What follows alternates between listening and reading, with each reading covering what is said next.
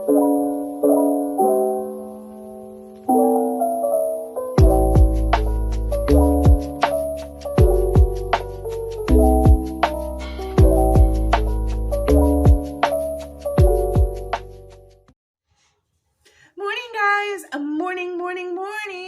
New hair today. That's exciting. It's a little darker for the winter. I like how it makes my eyes pop. I'm still getting used to it though, but it is going to calm down a lot. It's like the darkest red you can do. And I just really needed a change. I still wanted to stay in the red zone, but I needed a little bit of a change, guys. So I'm liking it. I'm feeling it. I thought, to celebrate the weight loss we have going on, I would do a big change, and I love it. I love it. We have a coffee with cream and Splenda. My husband got a sandwich this morning. I said, just give me an iced coffee. I don't need no McDonald's sandwich. I got boiled eggs and avocados at the house. So we're doing really, really, really well. I will update you guys around Thanksgiving with how much we lost on keto till Thanksgiving. And I'm really excited. I'm excited about that. I also think I'm going to do a video on just some meal ideas, because even my husband, who does not eat keto, has been, and he's a picky eater, have been like, some of these recipes are really good. Last night we did appetizers and shrimp cocktail as a family at the table while we watched a movie. And I just did like some stuffed mushrooms and jalapeno poppers and some halloumi. And all of that was keto friendly.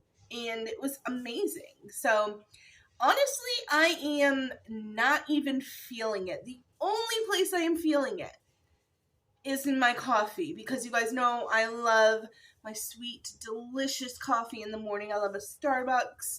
I love my festive creamers, and sugar-free creamer just is not the same to me. But I digress. That's not what this video is about. This video is about long books. And you guys know I love a long book. I don't even think I realized how many long books I read until I tried to put this list together. And then when I tried to put this list together, I was like, holy crap, I read some lengthy stuff. Because I was seeing some people on TikTok do this, and their books that were their longest books I have also read and are nowhere near my longest book. And I was like, what the fudge? Okay, but we do have some honorable mentions before we get into the list. So it's going to be my top 5 longest books I've ever read. Lengthwise, like page count, okay?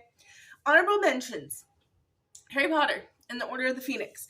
It sits at like 800 pages, and it made a lot of people's longest book list. It did not make my longest book list because I like big books and I cannot lie. I don't know what else to say. I read a lot of long books, so it did not make my longest book list. Also, I really thought it would be there. Priory of the Orange Tree. It's 800 and, my allergies this morning. 850 did not make the list. Barely missed the list, but did not make that list. I read a lot of long books. Holy cow. Okay. But also, Lord of the Rings did make the list because Hobbit is only 300 and something pages. And then Lord of the Rings, if you read it in a single book, which you can do, would have made the list. However, it is 3 separate books. And so because of that, it didn't make the list. It's 3 separate books, and those 3 separate books are not that long. While, yeah, a lot of people own solitary volumes with the Silmarillion and all 3 of the Lord of the Rings books, that is not how it was published, and that is not how it was intended. And so that's why I don't count it as a solitary book. It is a series of books, in my opinion. You can definitely comment on your opinion if you disagree. If you think that I should have counted Lord of the Rings as one and it should have been on this list, then comment down below and fight your case, because I'm always open to people's cases and other interpretations. But to me, it was published by three books. And what year was it published? From 1954 to 1955. It was published as 3 books. And because of that, to me, it's a series, and it doesn't count.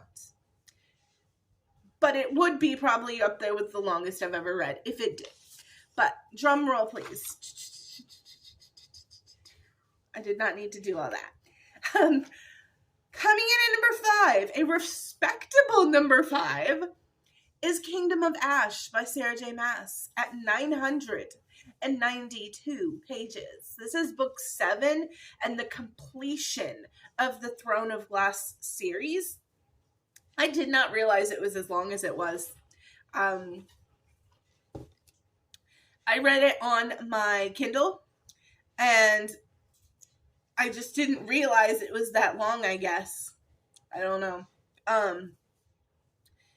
Flipped right through that Joker. No problem. So, that's the testament of a good book, right? Is that you don't even realize how long it is. Most of these I read without realizing I was reading 1,000 pages, because they were just that dang good.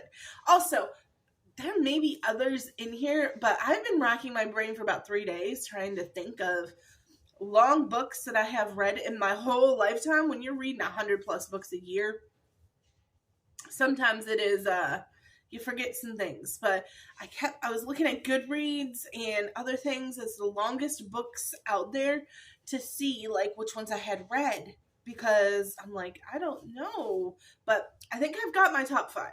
I don't think I missed anything. Please comment down below also if there's a really long book that you think should be on this list that you think I probably read. Okay, so number 5 is that Kingdom of Ash spot.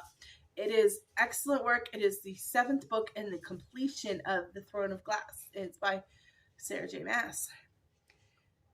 Next, we have on my shelf over there, A Dance of Dragons. A Dance of Dragons by George R. R. Martin is book 5 in the Song of Ice and Fire series, which is what Game of Thrones is based off of. And it stands at a very respectable 1,056 pages. That was another one that I didn't feel like it was 1,056 pages. I just didn't. I felt like it was excellent. It was a page turner, and I don't know, I read it before I knew it. Coming in at number 3. Yeah, I'm making sure I'm going the correct direction. Coming in at number 3 is A Breath of Snow and Ash at 1,157 pages. That is in the Outlander series by Diana Gabaldon. I do not know if Go Tell the Bees is longer or some of the latter books are longer. I have only read through in that series A Breath of Snow and Ash. And people are shocked by that, because Outlander is one of my favorite books. And they're like, what do you mean you haven't read every single book in this series? Unpopular opinion. Are you ready for it? Unpopular opinion. I'm not crazy about the U.S. stuff in, or the colonies stuff in that series. I don't know why. And I have racked my brain and tried to figure it out, and I guess I just need to do a restart from the beginning. But what I found when I was younger was that I found Claire and Jamie super, super relatable. And that was one of the reasons why I really, really loved this series in the beginning. Now, Claire and Jamie are well into their late 50s and things. And I don't know. I just don't know. They've introduced so many younger characters, and I feel like you're supposed to get more invested in these new characters, but I'm still a Claire and Jamie girl at heart, but I just can't relate to them for some reason.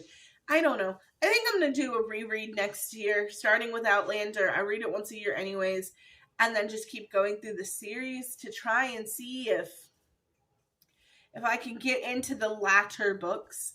But the first 3 books in Outlander are chef's kiss. I absolutely love them. So there you go. But yeah, number 3 book, longest book I've ever read, Breath of Snow and Ash, 1,157 pages. Woo woo. We have a tie at number 2. And that goes to Mr. Sanderson. I did a tie because they are very, very close in page numbers. And I wanted some variety and not just to have like 2 out of 5 spots taken up by Brandon Sanderson in the same series. So at a tie for number 2, we have Oathbringer and Rhythm of War. Both stand at a very respectable 1,243 and 1,235 pages. So they're like 5 to 7 pages different, but they're tying at number 2, like I said, because I only got 5 choices on this list. I didn't want 2 out of 5 choices to be Stormlight. So they're tied. And this is a really great way to represent the length of a book. Oathbringer, I felt every one of those 1,243 pages. Every one of them. It was not my favorite book in the series. I thought it was slow in points, and it is. I've been as a Sanderson slut, I have been vocal about my disregard for Oathbringer, which sucks. And I think the reason why I am so loud about it is because it has so much potential. Because Dalinar Kholin is my favorite character in that series. And I love the parts of Oathbringer that deal with Dalinar's backstory. But there is a whole lot of filler that is going on with the current people, like in the current timeline. And it's just absolutely not my favorite book in that Stormlight archive. I digress. Rhythm of War, same number of pages, less by like 7. Was much better, much easier to get through, much quicker read. So you can have the same number of extreme pages, and it really is your content on how it reads. So you can do 1,200 plus pages well, and you can do 1,200 plus pages not so well. It is what it is.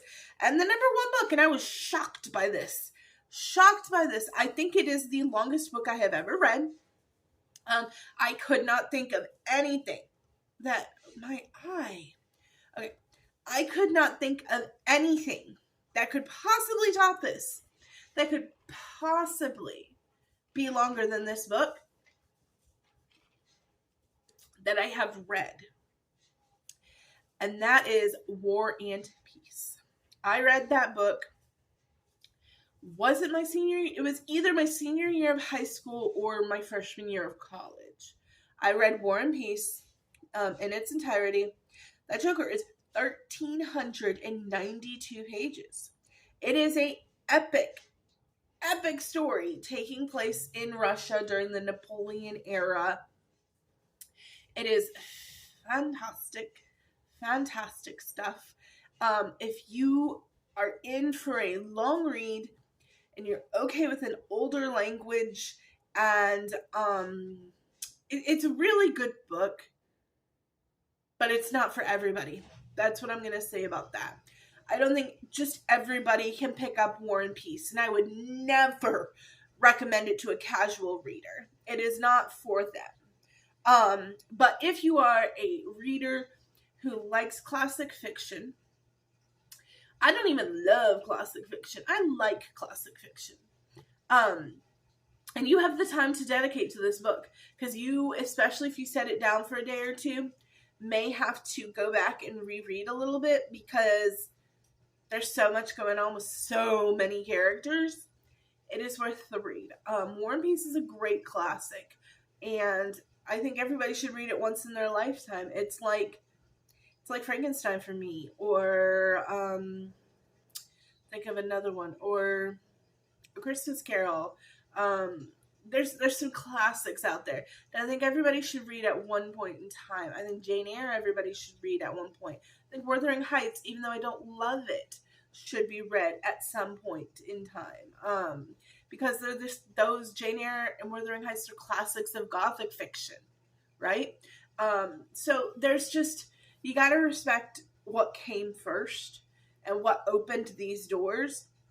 whether it's your favorite thing or not, I think it's a good thing to just read it and see where your favorite genre started from. If you are a science fiction fan, then you should absolutely be reading Frankenstein by Mary Shelley. If you are a fantasy fan, why are you not reading Tolkien? Because you need to see where it started, where it stemmed from. But okay, this video has been super long. Those are my top 5 longest books that I have ever read. We have Kingdom of Ash, A Dance of Dragons, Breath of Snow and Ash, Oathbringer / Rhythm of War, and War and Peace. And you guys, my list was long when I was trying. In that 800 to 900 page range, I have a lot of books.